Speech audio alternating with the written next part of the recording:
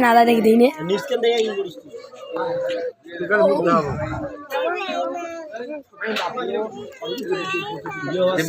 Ya.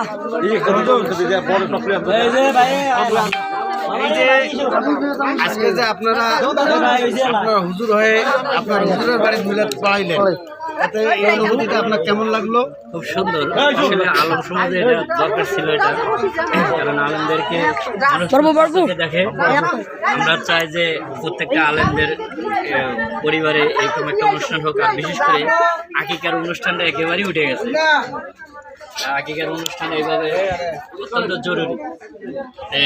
আমরা চাই যে এই ইসলামের যে এই নিয়মগুলো আছে সবাই পালন করুক, মুসলমানরা ইনশাল্লাহ।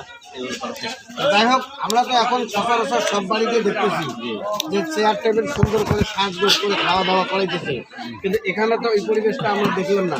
তো এই পরিবেশটা অনুযায়ী আমার ঐতিহ্য, পুরোনো ঐতিহ্য বিষয়ে আপনি কিছু বলেন।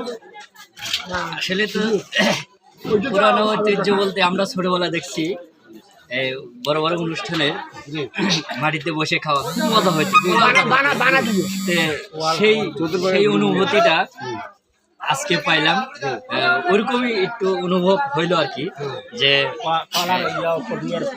কলার পাতাতে খানা খাওয়ার যে সিস্টেম, মাটিতে বসে যে একটা মজা, সেই মজাটা বহুদিন পরে আজকে পাইলাম।